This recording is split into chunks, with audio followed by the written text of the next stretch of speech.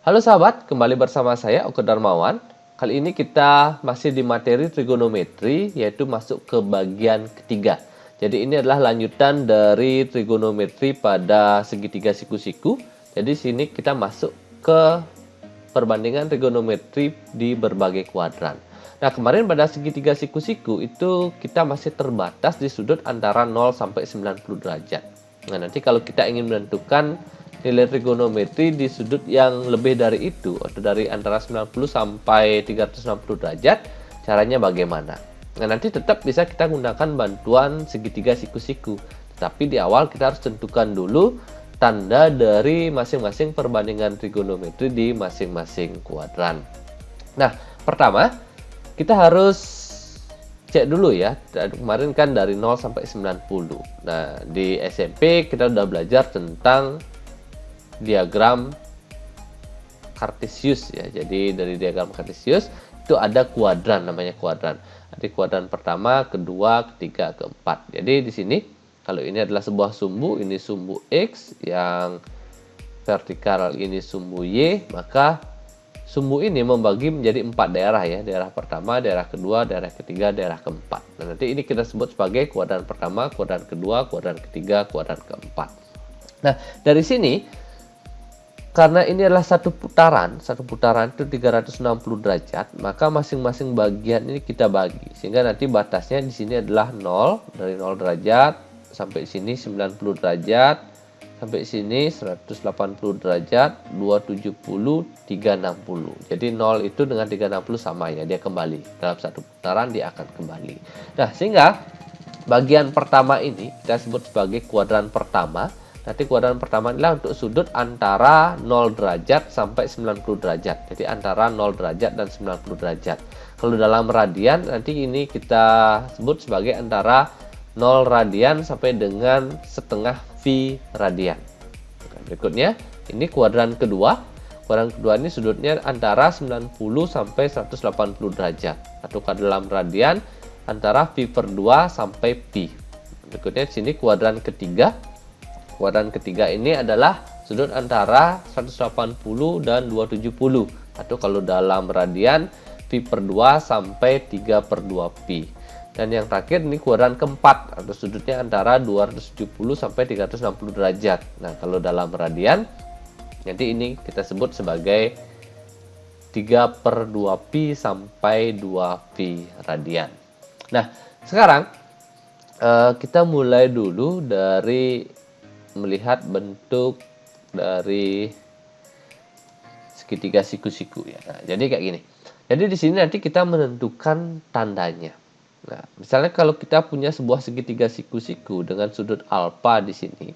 Nah, jadi bagian ini kan kita sebut sebagai sisi depan, ini sebagai sisi samping, nah, dan R-nya ini sebagai sisi miring.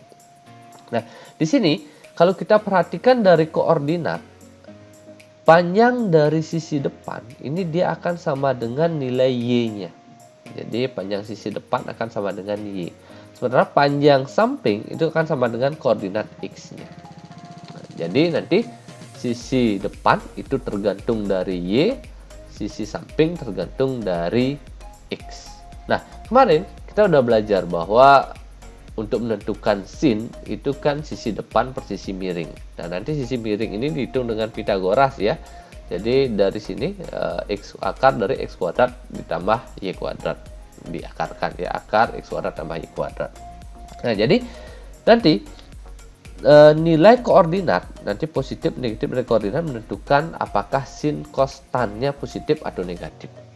Nah, kalau di kuadran pertama, untuk kuadran pertama nilai x dan y-nya ini kan keduanya positif. Jadi X-nya positif, Y-nya juga positif. Ini berakibat sisi depannya itu positif, sisi sampingnya juga positif. Jadi yang mempengaruhi sin itu positif, yang mempengaruhi cos juga positif. Sehingga di sini di kuadran pertama nilai sin-nya akan positif, nilai cos-nya positif, nilai tan-nya juga positif ya. Nanti R-nya selalu positif ya. Nah, berikutnya kalau di kuadran kedua, nilai X-nya negatif. Itu berpengaruh terhadap nilai samping. ya, nilai sampingnya akan negatif. Samping itu berpengaruh terhadap cos dan tan. Jadi cos itu ada sampingnya, tan juga ada sampingnya. Sehingga di kuadran kedua ini nanti sinnya tetap positif, karena y-nya ini positif, jadi sinnya tetap positif. Habis itu cosnya negatif, tan-nya menjadi negatif. Nah, lanjut. Kalau di kuadran ketiga, kalau kuadran ketiga x-nya negatif, y-nya negatif. Jadi depan samping negatif. Nah, di sini berakibat nilai sinnya akan negatif, nilai cosnya juga negatif, sementara nilai tan-nya akan positif, karena negatif bagi negatif. Jadi di sini sin negatif, cos negatif, tan positif, itu ya untuk kuadran ketiga. Nah, dan terakhir untuk kuadran keempat. Nah, di kuadran keempat yang negatif adalah y-nya, koordinat y-nya. Nah, jadi di sini yang berpengaruh adalah nilai depannya itu yang akan menjadi negatif ya. Sehingga di kuadran keempat nilai sinnya negatif, nilai cosnya positif, dan nilai tan-nya negatif. Oke, kayak gitu ya. Jadi kalau kita rekap, dia akan menjadi seperti ini. Oke, jadinya seperti ini ya. Jadi kalau kita rekap, jadi dari kuadran 1, kuadran 2, kuadran 3, kuadran keempat, nanti sinus, kosekan. Nah, nanti tadi kan kita hanya bahas sinus, kosinus, tangen. Nah, nanti temennya atau kebalikan dari sinus, kosinus, tangen ini. Jadi kosekan ini kan sepersin. Jadi nilainya atau tandanya positif negatifnya akan sama dengan sinus. Jadi kalau 1 per gitu ya, 1 per positif ya pasti tetap positif. Jadi nanti tandanya ikut. Kalau sinus dengan kosekan itu sama, kosinus dengan sekan sama, justru tangen sama dengan kotangen atau kot. Nah, jadi selain tadi nama kuadran, selain dengan menggunakan rentang sudut, juga untuk kuadran 1 dan kuadran 2 kadang juga menggunakan istilah nama sudutnya gitu ya. Jadi untuk kuadran 1 bisa disebut sudut lancip, kuadran kedua disebut dengan sudut tumpul. Nah, untuk kuadran 3 dan 4 nama sudut tidak dipakai ya, karena 3 dan 4 itu sama-sama disebut dengan sudut refleks. Jadi nanti kalau bilang sudut refleks bingung, itu 3 atau 4. Jadi jarang dipakai. Jadi yang biasa menggunakan nama sudut hanya kuadran 1 dan kuadran kedua. Nah, sehingga dari rekap tersebut kita dapatkan bahwa untuk nilai sin dan juga kosekan itu dia akan positif di kuadran 1 dan kuadran kedua. Sementara kuadran ketiga dan keempat dia negatif. Dan berikutnya untuk kosinus dan sekan dia positifnya di 1 dan 4. 2 dan 3 dia jadi negatif. Nah, sementara untuk tangen dan kotangen positifnya di 1 dan 3. Sementara di 2 dan 4 dia negatif. Oke, jadi itu ya. Nah, sekarang bagaimana penerapannya dalam contoh? Misalkan ada contoh kayak gini.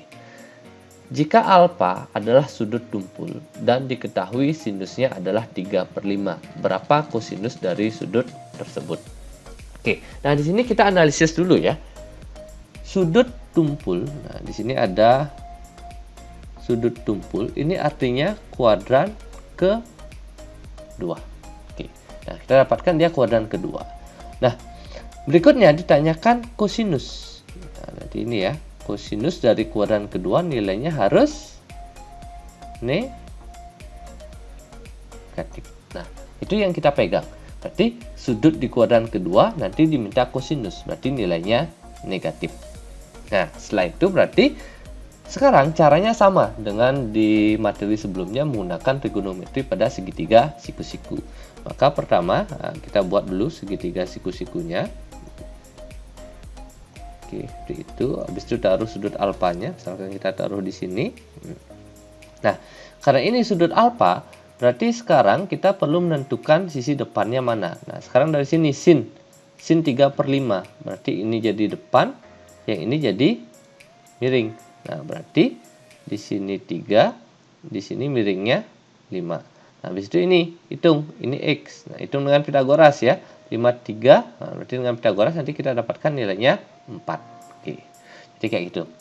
Nah, sekarang setelah dapat itu, nah ini selesai ya hampir ya. Nah, jadi karena sekarang diminta cos itu ya. Jadi karena diminta cos ini kan sama dengan apa per apa? Samping per miring.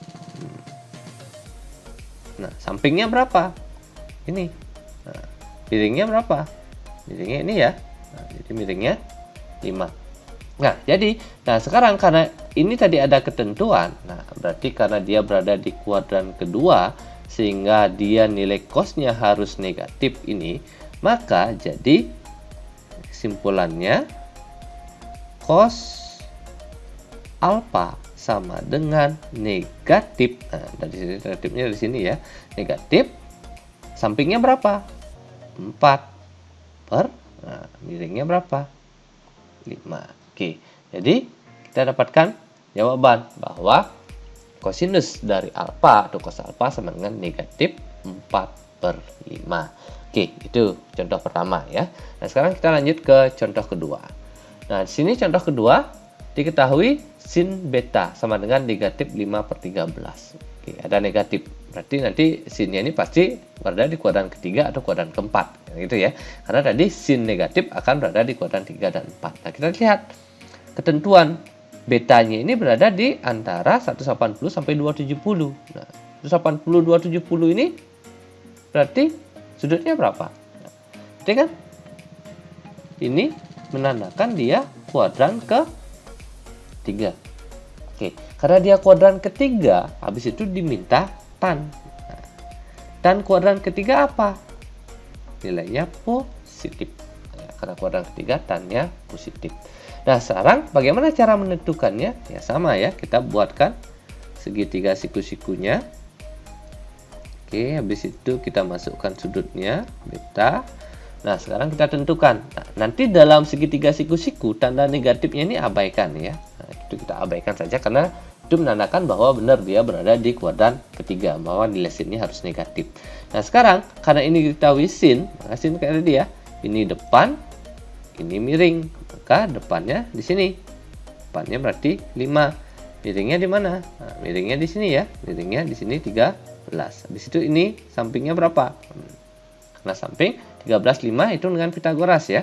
Nanti ini dapatkan hasil 12. Oke, nanti perhitungannya silahkan dilakukan sendiri. Nah, sekarang kita simpulkan. Nah, tan. Tan ini apa? Tan itu desa. Desa. Depan samping.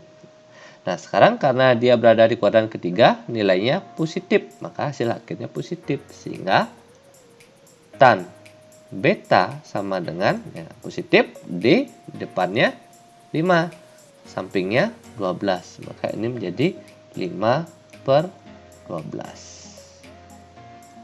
Oke, beres ya untuk contoh kedua. Berikutnya untuk contoh ketiga. Diketahui sin theta sama dengan negatif 4/5 dengan theta antara 3/2pi sampai 2pi. Nah, ini dinyatakan dalam radian sekarang ya. 3/2pi sampai 2pi ini berarti kuadran keberapa gitu. Habis itu tentukan sekant theta.